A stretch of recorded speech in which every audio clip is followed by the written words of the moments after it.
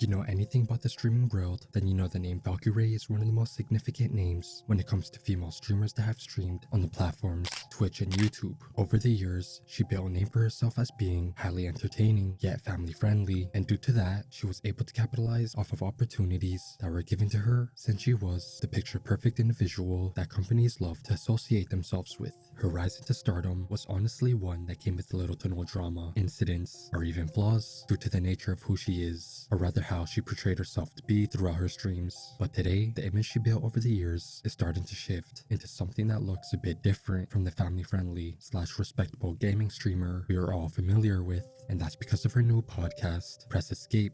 Valkyrae is now touching on topics she never would speak about on her streams throughout the majority of her career, and while in the grand scheme of things, that sounds insignificant, the shift in Valkyrae's public image showcases something going on to streamers who have been in the game for a really long time. But to understand what it is I'm talking about, let's take a deeper look into who Valkyrae was before she blew up in the gaming world.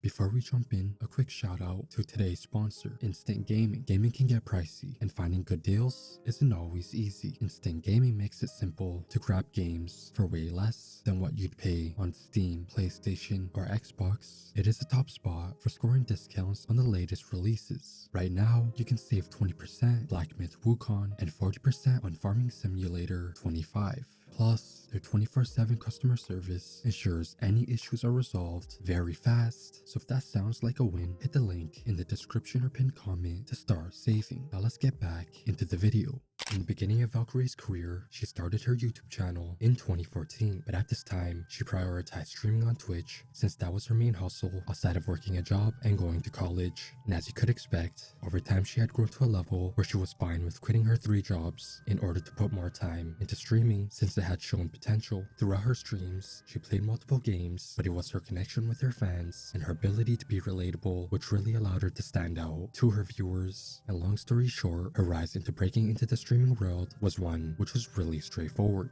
She wasn't over the top or gimmicky like most of the streamers that blow up today. She was quite literally just a normal person that streamed because they loved it. She wasn't family friendly, but also wasn't the exact opposite. But it was when Fortnite would come out where Valkyrae's career would reach the next level, and it would come with key changes in her brand image, which would ultimately lead to what is going on today. I'm sure most of you watching this video were introduced to Valkyrae because of a video game known as Fortnite, but when she started blowing up during this era, this is when Valkyrae really started to take the positive role model / family friendly path. I'm not saying she was out there acting like Nick A30 or those type of family friendly streamers. What happened was she started toning it down on things such as swearing and speaking about things that were going on in her life, such as her relationship to a certain extent, and that allowed her to focus on mainly creating the best Fortnite content she could possibly make. And since this is when her follower count and sub count would reach new highs, from this point forward, she would always be seen as that person that would rarely swear or even talk about things that didn't fit that image she had created for herself. And when she would join 100 Thieves, since she was now not only one of the most relevant female streamers in the gaming world, but also really brand friendly, Valkyrae was now locked in on maintaining that clean brand image since it proved to be to her growth in the business side of the streaming industry. But once again, I need to state that in reality, behind the persona she was playing, there were many things she avoided mentioning on her streams. And fast forward to late 2024, when she would create her podcast, Press Escape, alongside a friend of hers, Alythuh. This is when all hell would break loose due to the unfortunate timing of when she decided to showcase this rarely seen side of her true self. But not only that, this timing of when she would discuss these topics on her podcast was unfortunate, since I'm sure all of you know, over on Twitter, they love creating drama over these types of discussions.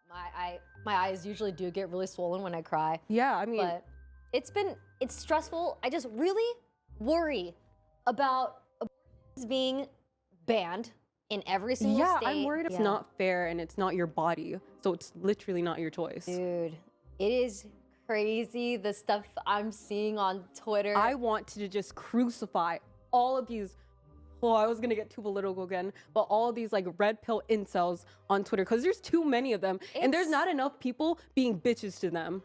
It's just they don't care. Like, I think it's just it's a power dynamic that some of these guys crave, and it's just really scary, you know, realizing like, wow, you know, because I was born this way. Yeah, I born this way, I don't really got a choice anymore. Take the floor. I'm pissed, I forgot about this. Why are you so cute? There was this guy, I was hooking up with. Right. And I told him, I was like, listen, I'm switching my birth control. Don't come in me. This motherfucker, he just straight up busted me. Oh my god, he was trying to trap you. He was trying to fucking trap you. I never felt more disrespected in my life. Actually, I felt more disrespected. I was like, we need to be safer, you know, pull-out method. Not that that's safe or anything, guys, but honestly, I hate condoms.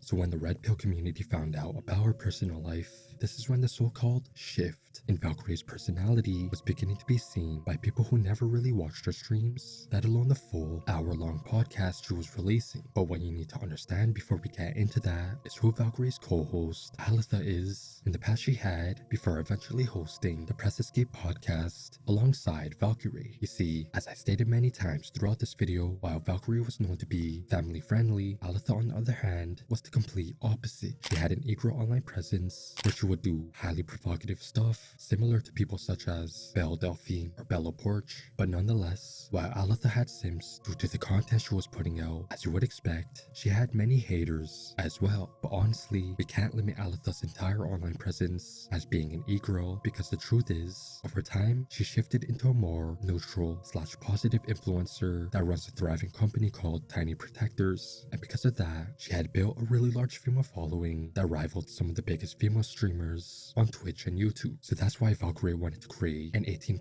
podcast with her. But unfortunately for Valkyrae, this meant that she would inherit Alythuh's haters, and every time there was a clip being spread across social media, people assumed that Valkyrae was shifting into the e-girl type of person that Alythuh used to be, and it did not help at the time that people like Sophie Rain were going viral for making millions off of stuff like OnlyFans. So to the uneducated haters on social media, they thought that was where Valkyrae was heading, which obviously, as I'm sure you know, that wasn't the case at all. What I believe was going on, which I actually referenced in the intro, is that a lot of the big streamers who were around for over half a decade and had a family-friendly brand image are starting to understand that not only are they growing up and their interests are changing, but also that their audience has been growing up with them. The shift in Valkyrae's topics of discussion isn't necessarily a departure from who she is. It's more like an evolution that reflects the reality of getting older in an industry that forces streamers to create the same old content they have been making for years upon years upon years. For Valkyrae, Press Escape feels like a natural step forward, a space where she can break away from the outdated persona she carefully curated over the years and could now speak more candidly on the things that interest her today, even if it risks alienating parts of her audience, which, if you look on Reddit, you could see that there are people who don't understand the so-called change in Valkyrae's personality. Ultimately, while some haters might view this as Valkyrae quote-unquote changing, it's more likely a sign of growth, both personally and professionally. And as streaming audiences mature alongside their favorite streamers, I'm sure we will probably see more of these shifts across the board as years go on.